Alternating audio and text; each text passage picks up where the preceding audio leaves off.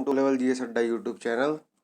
आज हम लोग यूएस प्रेसिडेंशियल इलेक्शन 2020, चाहे 2020 में हो, चाहे आपके 22 में हो या 28 में हो या 26 में हो, होने के प्रोसेस पर डिस्कस करेंगे। होता कैसे है, इतनी जटिल प्रक्रिया है, इसका वास्तविकता में प्रमाण है कि अच्छे अच्छे छात्रगण, अच्छे अच्छे महोदय याद नहीं कर पाते हैं। अब बहुत टिपिकल प्रोसेस है, जिसकी सकारात्मक मनोवृत्ति होगी वही इस वीडियो को देखे, अन्यथा इससे इतर हो जाए, बिल्कुल साइड हो जाए, कोई समझने की ज़रूरत नहीं है। यदि ये लिखित आधार पर आता है लिखने को तो बहुत ही कम लोग लिख पाते हैं, और समझने की तो बात ही अलग है, जो समझेगा वही लिख पाएगा। चलिए इसे स्टार्ट करते हैं। ये एक मोटा मोटी इसका दृश्य है कि इस प्रकार से आपका इलेक्शन प्रोसेस चलता है, ठीक है। पर आगे हम इसे लिखित आधार पर देखेंगे कि कैसे ये पूरा प्रोसेस कंप्लीट होता है, ठीक है। 2020 के अमेरिका के चुनाव होने हैं, जिसका टेन्योर ख़त्म हो रहा है ट्रंप जी का। अमेरिका दुनिया का सबसे बड़ा लोकतांत्रिक राष्ट्र है, पर फिर भी फ्लॉयड जैसी घटनाएं हो जाती है, जिसे रंगभेदी अपार्थाइड, आपके एक्सेप्ट ऑफ दिस टॉपिक में बता रहा हूँ, हो जाती है, तो इसलिए चर्चा में आ जाता है कि मानवाधिकार का हनन होता है। ब्लैक लाइव्स मैटर ये आंदोलन भी चला था जून 9 जून में, 19 जून को हुआ था, इसलिए जून 9 आंदोलन भी बोला जाता है। उससे जुड़ता हुआ प्रकरण था। वहाँ के राष्ट्रपति का चुनाव प्रत्यक्ष रूप से सीधे जनता द्वारा ना होकर अप्रत्यक्ष रूप से निर्वाचक मंडल द्वारा किया जाता है, ठीक है। यह निर्वाचक मंडल द्वारा किया जाता है, प्रत्यक्ष रूप से निर्वाचक मंडल द्वारा किया जाता है। एक इलेक्टोरल कॉलेज बनता है इसमें। अभी अमेरिका में 46वें राष्ट्रपति के लिए 59 जो प्रेसिडेंट इलेक्शन है 2020 है, और कौन से नंबर के राष्ट्रपति है, 46वें राष्ट्रपति के लिए। यानी वर्तमान में ट्रंप जी हमारे 45वें पे चल रहे हैं, ठीक है। सब इसमें तथ्य भी क्लियर होंगे, कॉन्सेप्ट भी क्लियर होंगे, इसलिए गहनता से देखिएगा। पहले ही बोल चुका हूँ, सकारात्मक मनोवृत्ति, मनोवृत्ति का निर्माण कैसा होता है वह मैं आगे बताऊंगा पेपर 4 में, ठीक है। CAB मॉडल पे काम करता है, कॉग्निटिव पे।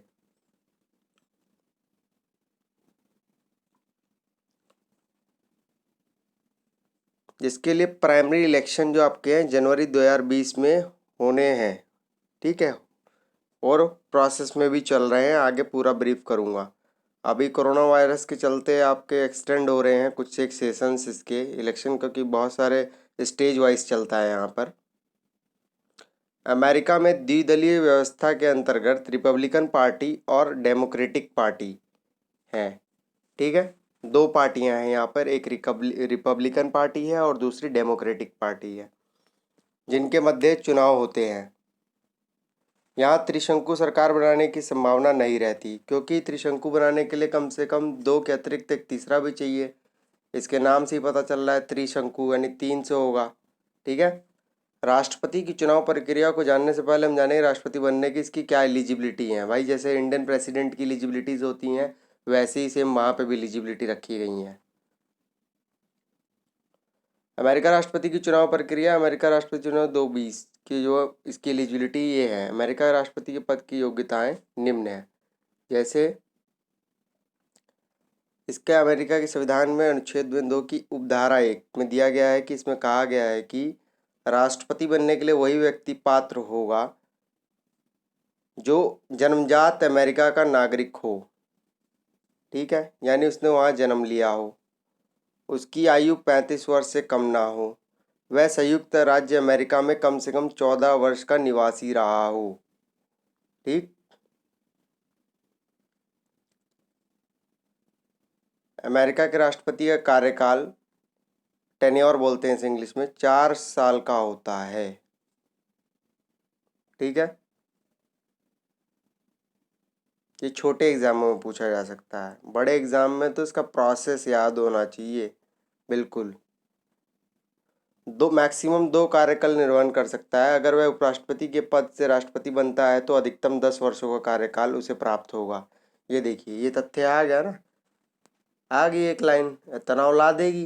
पहले ही बता चुका हूँ कि गहनता से समझिएगा। यदि वह उपराष्ट्रपति हुआ और राष्ट्रपति बनता है तो उसे अधिकतम 10 वर्षों का कार्यकाल उसे प्राप्त होगा। यानी 2 टेन्योर, एक टेन्योर 4 का, एक टेन्योर 4 का और हाफ टेन्योर, यानी 2 और आधा।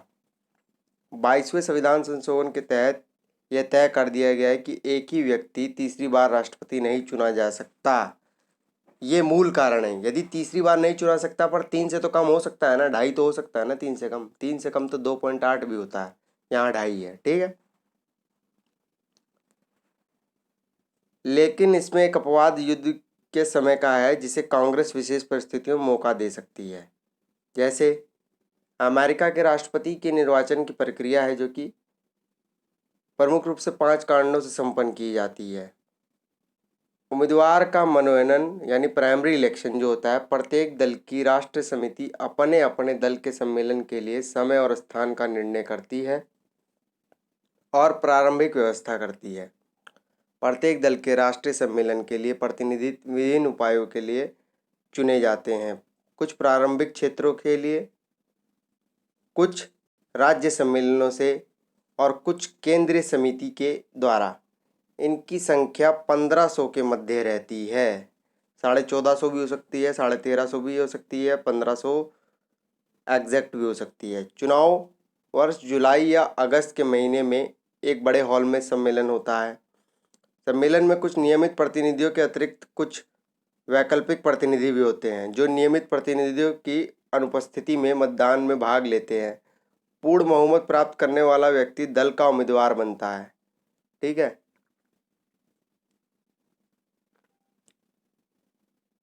प्राइमरी इलेक्शन जहाँ से स्टार्ट होता है, ठीक है, वो पूरा देख लेते हैं। प्राइमरी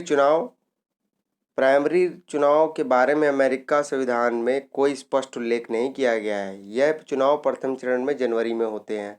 यहीं से चुनाव प्रक्रिया शुरू होती है और प्राइमरी चुनाव की प्रक्रिया राष्ट्रपति चुनाव से 2 वर्ष पहले ही शुरू हो जाती है। यानी इसका 2 साल का कार्यकाल बचा होता है, उससे पहले ही प्राइमरी चुनाव से विभिन्न राज्यों में पार्टियों के प्रबल उम्मीदवारों का चयन किया जाता है।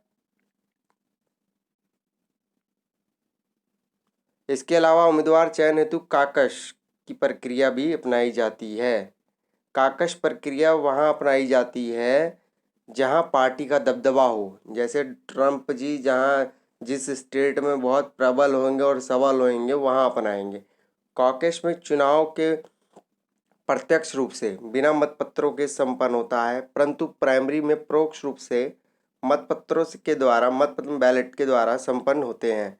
कॉकेश की बजाय प्राइमरी चुनाव ज़्यादा लोकप्रिय हैं, ठीक है। जबकि प्राइमरी चुनाव का कैसा कोई उपबंध नहीं किया गया, और प्राइमरी चुनाव 4 वर्ष का जो उसका कार्यकाल है, उससे 2 वर्ष पहले ही शुरू हो जाते हैं पूर्ण होने से। इस प्रक्रिया द्वारा 538 उम्मीदवारों का चयन किया जाता है, जो इलेक्टोरल कॉलेज कहलाता है ना। टोटल 538। यही इलेक्टोरल कॉलेज राष्ट्रपति पद के लिए मतदान करता है, ठीक है। एक नेशनल कन्वेंशन यानी राष्ट्रीय सम्मेलन प्राइमरी चुनाव संपन्न होने के बाद चुने हुए उम्मीदवारों इस दूसरे चरण के नेशनल कन्वेंशन में भाग लेते हैं और राष्ट्रपति पद के हेतु उम्मीदवार का चयन करते हैं। जब ये 538 चयनित हो जाते हैं आपके प्राइमरी इलेक्शन के बाद, तो एक नेशनल कन्वेंशन होता है। तब ये आपके 538 राष्ट्रपति पद के उम्मीदवार का चयन करते हैं। राष्ट्रपति पद के उम्मीदवार ही उपराष्ट्रपति पद के उम्मीदवार को भी चुनते हैं। कोई भी निर्वाचक दोनों पदों के लिए एक ही राज्य के उम्मीदवार को वोट नहीं दे सकता। जो कोई भी वोटर होगा दोनों पदों के लिए एक ही राज्य के उम्मीदवार को वोट नहीं दे सकता, इसका यहाँ ध्यान रखिएगा। 1804 से पहले उपराष्ट्रपति के चुनाव तो यही निर्वाचक मंडल करता था, परंतु अलग अलग वोट नहीं डालते थे। सबसे ज़्यादा को वोट प्राप्त करने वाला राष्ट्रपति तथा दूसरे नंबर पर सबसे ज़्यादा वोट प्राप्त करने वाला उपराष्ट्रपति बनता था, ठीक है। इलेक्शन कैंपेन देखिए कैसे चलेगा इसका। चुनाव अभियान सम्मेलन समाप्त होने के बाद चुनाव अभियान की प्रक्रिया आरंभ होती है। इसमें मुख्यतः टेलीविज़न, रेडियो, ट्रेन, समाचार पत्र और अपने उम्मीदवार के पक्ष में विविध प्रकार के साहित्य का प्रकाशन शामिल है। निर्वाचक मंडल का चुनाव होता है, फिर इलेक्टोरल कॉलेज, ठीक है। दोनों दलों द्वारा निर्वाचक मंडल के लिए अपने अपने उम्मीदवार खड़े किए जाते हैं। निर्वाचक मंडल के उम्मीदवारों को शपथ लेनी होती है कि चुने जाने पर राष्ट्रपति और उपराष्ट्रपति के चुनाव में अपने ही दल के उम्मीदवारों को मत देंगे। राज्य में निर्वाचक मंडल के सदस्यों का चुनाव सूची प्रणाली के आधार पर होता है। इसका तात्पर्य यह है कि मत किसी उम्मीदवार के लिए नहीं बल्कि दल की सूची के पक्ष में डाले जाते हैं। ठीक है, यह संविधान में स्पष्ट किया गया है कि कांग्रेस का कोई सदस्य या संयुक्त राज्य अमेरिका के लाभ के पद पर आसीन कोई व्यक्ति निर्वाचक मंडल का सदस्य नहीं बन सकता। जो ऑफिस ऑफ द पोस्ट होती है प्रॉफिट, है ना। निर्वाचक मंडल का कार्य राष्ट्रपति के तथा उपराष्ट्रपति चुनने के लिए अतिरिक्त और कुछ नहीं है। निर्वाचक मंडल राष्ट्रपति और उपराष्ट्रपति को ही चुनता है। मतदान के एक दिन पूर्व राष्ट्रपति पद के उम्मीदवार मतदाताओं से रेडियो तथा टेलीविजनों पर अंतिम अपील करते हैं कि निर्वाचक मंडल के सदस्यों का चुनाव व्यक्तिगत न होकर सामूहिक होता है। इसका अभिप्राय है कि जिस दल को किसी राज्य में मतदाताओं का बहुमत प्राप्त होता है उसी दल के सभी उम्मीदवार राष्ट्रपति के निर्वाचक मंडल के सदस्य चुने जाते हैं। ठीक है, सामूहिक होता है, जो भी होता है कलेक्टिव होता है। उदाहरण के लिए देखिए, एग्जाम्पल से क्लियर हो जाएगा आपका। न्यूयॉर्क राज्य में रिपब्लिकन निर्वाचन सूची को 5,50,000 मत मिलते हैं और डेमोक्रेटिक निर्वाचन सूची को 50,50,000 मत। तो न्यूयॉर्क राज्य से निर्वाचन मंडल के सभी 43 सदस्य डेमोक्रेटिक दल से चुन लिए जाएंगे। ठीक है, यदि जिसे ज़्यादा मिलता है, रिपब्लिकन निर्वाचन सूची को 50,000 मत मिलते हैं और डेमोक्रेटिक निर्वाचन को उससे 50 अधिक मिलते हैं, तो 43 सदस्य हैं डेमोक्रेटिक दल से चुन लिए जाएंगे। राष्ट्रपति का जो उम्मीदवार 538 में से 270 स्थान प्राप्त कर लेता है उसे राष्ट्रपति बनने का विश्वास हो जाता है। ठीक है, निर्वाचक चौथा ये है कि निर्वाचक मंडल द्वारा राष्ट्रपति का चुनाव। दिसंबर माह के दूसरे बुधवार को निर्वाचक मंडल के सदस्य अपने अपने राज्यों की राजधानियों में एकत्र होते हैं और राष्ट्रपति या उपराष्ट्रपति पद के लिए विभिन्न उम्मीदवारों के लिए पक्ष में मतदान करते हैं। ठीक, मतों की गणना की जाती है, प्रमाणीकृत करने के बाद सीनेट के अध्यक्ष के पास भेज दी जाती है। सीनेट का अध्यक्ष कांग्रेस मतलब वहाँ की संसद है, इसे इंडियन नेशनल कांग्रेस मत मान लेना, दोनों सदनों की संयुक्त बैठक में मतों की गणना करता है और कानूनी तौर पर जीतने वाले व्यक्ति की घोषणा करता है। इस चरण के चुनाव में प्रत्यक्ष रूप से जनता की कोई भागीदारी नहीं रह जाती है। अब राष्ट्रपति का पद ग्रहण होता है। ठीक है, 20वें संविधान संशोधन 1933 के अनुसार राष्ट्रपति 4 मार्च के बजाय 20 जनवरी को अपना पद ग्रहण करते हैं। अधिकांश यही होता है। वर्तमान में ट्रंप 45वें राष्ट्रपति अपने दूसरे कार्यकाल के लिए अमेरिकी राष्ट्रपति चुनाव 2020 में निर्वाचन के लिए चुनाव प्रचार कर रहे हैं और डोनाल्ड ट्रंप ने अपना चुनावी नारा कीप अमेरिका ग्रेट दिया है। ठीक है, अमेरिका हमेशा महान बना रहे। वहीं अमेरिकी संसद में पहली हिंदू सांसद जो कि हमारी हैं तुलसी गबार्ड, डेमोक्रेटिक पार्टी से डोनाल्ड ट्रंप रिपब्लिकन पार्टी को चुनौती देने के लिए दावेदारी पेश कर रही हैं। अगर ऐसा होता है, सपोज दैट अगर तुलसी गबार्ड अमेरिकी राष्ट्रपति चुनाव 2020 में निर्वाचित होती हैं तो कई रिकॉर्ड बनेंगे, पर अभी जो ड्रॉप आउट लिस्ट में चल रही हैं, अभी टॉप पे बिडेन और जॉन ट्रंप चल रहे हैं। तो अगर ये होती हैं तो क्या होगा, ऐसा यदि कुछ होता है तो सबसे युवा राष्ट्रपति होंगी, अमेरिका की पहली महिला राष्ट्रपति होंगी और पहली हिंदू राष्ट्रपति होंगी परंतु तुलसी गबार्ड को भारतीय मूल की सीनेटर कमला हैरिस डेमोक्रेटिक पार्टी से कड़ी टक्कर मिल रही है। ठीक है, डेमोक्रेटिक पार्टी आपको पता है किसकी है, रिपब्लिकन किसकी है, बता चुका हूँ ऊपर।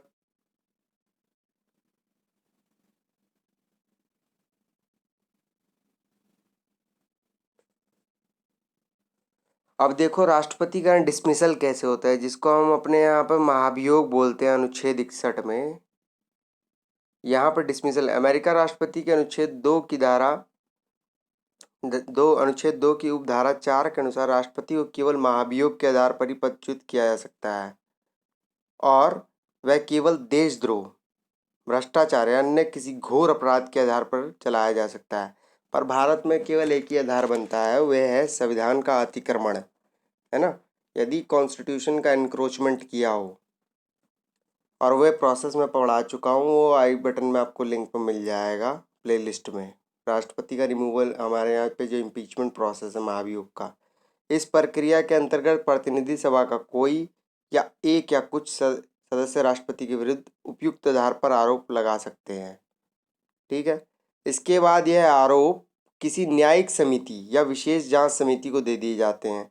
जांच समिति द्वारा प्रतिवेदन दिए जाने पर यदि प्रतिनिधि सभा आवश्यक समझे तो वह एक प्रस्ताव तैयार करती है जिसमें राष्ट्रपति पर लगाए गए आरोपों का उल्लेख किया जाता है और प्रतिनिधि सभा को यह प्रस्ताव अपने बहुमत से पारित करना होता है। भारत में भी ऐसे ही है, 2/3 बहुमत से ही पारित होके जब 1/4 सिग्नेचर जाता है किसी भी हाउस में कि हो जाता है अध्यक्ष के पास, उस चेयरमैन के पास, तो साइन किए हुए लोग और 2/3 मेंबर उस पर अप्रूवल दे देते हैं, तो सेकंड हाउस में जाता है। फिर 14 दिन की उसको वे देते हैं प्रोसेस कि आप प्रूव करें कि आपने गिल्टी की थी कि नहीं की, क्राइम किया कि नहीं किया, एनक्रोचमेंट किया कि नहीं किया। इसी प्रकार यहाँ पे भी कुछ एक मिलता जुलता है। इस आरोप पर पत्र की एक प्रति सूचनार्थ राष्ट्रपति को भेजी जाती है। इस प्रक्रिया के उपरांत प्रस्ताव को सीनेट को भेज दिया जाता है। सीनेट इन आरोपों की जांच हेतु एक न्यायालय के रूप में कार्य करती है, जैसा कि भारत की संसद भी करती है, इसीलिए एक अर्धन्यायिक प्रक्रिया बोली जाती है। सर्वोच्च न्यायालय या मुख्य न्यायाधीश इस बैठक की अध्यक्षता करता है। राष्ट्रपति अपने बचाव के लिए स्वयं उपस्थित हो सकता है या फिर वकील की सहायता ले सकता है। छानबीन के बाद यदि सीनेट 2/3 बहुमत से महाभियोग प्रस्ताव पारित कर दे तो राष्ट्रपति को पद से हटा दिया जाता है। ये एक बहुत टिपिकल प्रोसेस है। इसको समझने के लिए आपको वीडियो को एटलीस्ट 2 बार तो देखना ही पड़ेगा, या फिर आप इसको, इस वाले पूरे प्रोसेस को मैं टेलीग्राम चैनल पे शेयर कर दूंगा। डिस्क्रिप्शन लिंक में टेलीग्राम का लिंक है, वहाँ से आप ज्वाइन कर सकते हैं। और देखो, यूएसए का इलेक्शन जो होता है वो इंडिया के कॉन्टेक्स्ट में बहुत ज़्यादा इम्पॉर्टेंट हो जाता है। क्यों हो जाता है? क्योंकि प्रेजेंट सिनेरियो यूएसए और इंडिया के इकोनॉमिक और स्ट्रेटजिक पॉइंट ऑफ व्यू पे काफ़ी अच्छे हैं वर्तमान में। और विदेश नीति तो बोलती भी है कि पहले अपने हितों की पूर्ति हो, चाहे मित्र कैसा भी हो, अपने हितों की पूर्ति हो। तो हित पूर्ति के लिए अगर जहाँ मित्रता में हाथ बढ़ाना पड़ रहा है तो कोई गड़बड़ी है नहीं, कोई भी दो राय नहीं है। ठीक है। राष्ट्रपति के इलेक्शन के प्रोसेस को आपको देख लेना चाहिए बढ़िया से, और ये क्वेश्चन मेंस के पॉइंट ऑफ व्यू से ज़्यादा पूछा जाता है। प्रीलिम्स में यही पूछेगा आपसे कि इसकी एलिजिबिलिटी पूछ लेगा कि कितनी है एलिजिबिलिटी। 35 साल से ही होती है मोस्टली, जो बड़ी बड़ी रैंक्स या पोस्ट होती हैं पॉलिटिकल, इवन एडमिनिस्ट्रेटिव में भी जो होती है न्यूनतम वे। ठीक है। आपको इस प्रोसेस को एटलीस्ट 2 बार समझना ही पड़ेगा, तब आप समझ पाएंगे कि college, Caucasus, primary, secondary, national convention कैसे चलता है, सीनेट क्या है, अपर हाउस, लोअर हाउस, है ना। 2 दल होते हैं, डेमोक्रेटिक, रिपब्लिकन। यही प्रीलिम्स में क्वेश्चन इसी आधार पर बनेंगे। या फिर मैक्सिमम घुमाने के लिए पूछ लेगा कि डेमोक्रेटिक पार्टी का चुनाव चिन्ह क्या है, जैसे पहले के एग्ज़ाम में पूछा जा चुका है। रिपब्लिकन पार्टी का चुनाव चिन्ह क्या है, या राष्ट्रपति अधिकतम कितनी बार नियुक्त हो सकता है। अधिकांश समय में ये पूछ लेगा। अगर बहुत टिपिकल करेगा तो ये पूछ लेगा आपात की स्थिति में क्या होगा। तो 2.5 साल मैंने बताया है ना, 3 से कम कोई भी, 3 से ज़्यादा नहीं, 3 से ज़्यादा हो नहीं सकता, 3 से कम ही होगा, इसलिए वो थर्ड टेन्योर अपना नहीं कर पाता। ये शर्त तब लागू होगी जब उपराष्ट्रपति राष्ट्रपति बन रहा होगा। इन तथ्यों को आप अपने ज़हन में रखिएगा, केवल मूल बातों को ध्यान रखना है। प्रोसेस याद नहीं हो रहा तो इसमें से बिंदु कुछ याद हो जाएं जो एग्ज़ाम में आने हैं तो लाभ होगा। बहुत हॉट इलेक्शन होता है, क्योंकि भाई देश दुनिया जहान में सबसे ज़्यादा महान अभी वर्तमान में अमेरिका ही है, इस कारण से भी ये इम्पॉर्टेंट हो जाता है। बाकी की सारी चीज़ें आपको टेलीग्राम ग्रुप पर शेयर कर दी जाएगी। ये एक प्रोसेस था यूएस प्रेसिडेंट के इलेक्टोरल सिस्टम को समझने का, कि कैसे स्टार्ट होता है, कैसे कौन करता है वोट, कैसे स्टेट और सेंटर दोनों और संगात्मक है यहाँ पे सिस्टम, मैं बता चुका हूँ पहले वीडियो में भी। तो ये बहुत इंपॉर्टेंट है पॉलिटी के क्वेश्चन बनाने के लिहाज से, तो आपको ध्यान भी देना चाहिए एग्ज़ाम पॉइंट ऑफ व्यू से। ठीक है।